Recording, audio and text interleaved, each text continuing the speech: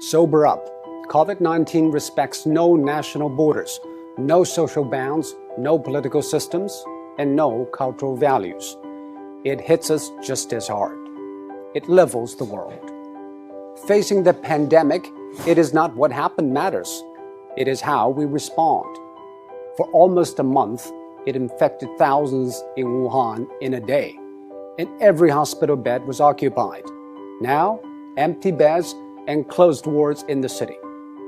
How did China make it? It is nothing new, but it's worthy to know. According to an initial WHO report, an infected person appears to spread it to an average of 2.6 people. And after 10 generations of transmission, with each taking 5 or 6 days, that one initial case has spawned 3,500 in matters of days. And that is what the world is seeing.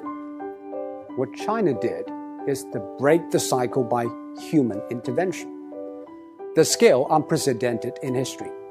Extreme, draconian, and aggressive.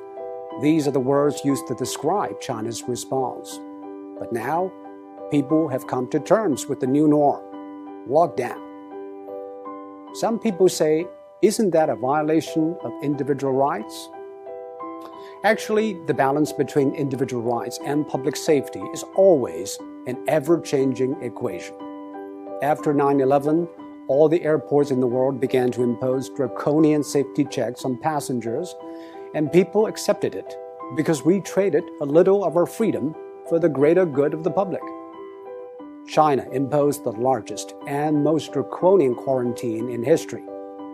Factories shut, public transport stopped, and people stayed indoors.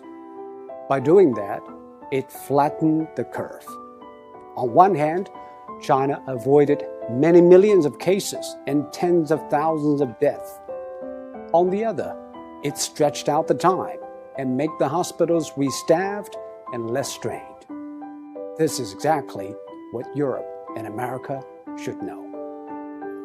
But public policy needs both ends to agree, the decision makers and the decision takers.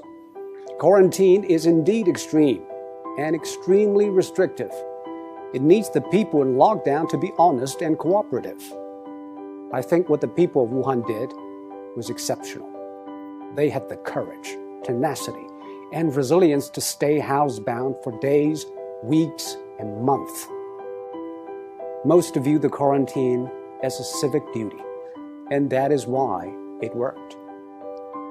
Public health methods are universal. They either work or they don't. We are all human beings. Our epidemiology is the same, but we have different economies, demographies, and sociologies. Facing a global pandemic, every nation needs a new contract signed between its politicians, businesses, and the public. Desperate times ask desperate measures. This is a desperate time, and we should not put politics ahead of public health, now more than ever. The new coronavirus has been claimed by ideologues. Donald Trump said it justified tighter border control. Bernie Sanders linked it to free healthcare. While in Singapore, every infection case is followed and dealt with. Bit by bit, every country is testing its methods through trial and error. Some paid a high price, and some set a high bar. We should all move ahead with humility. There is no decision without trade-offs, and most of all, there's nothing without skin in the game. And now, the whole world has learned, or is learning, to play.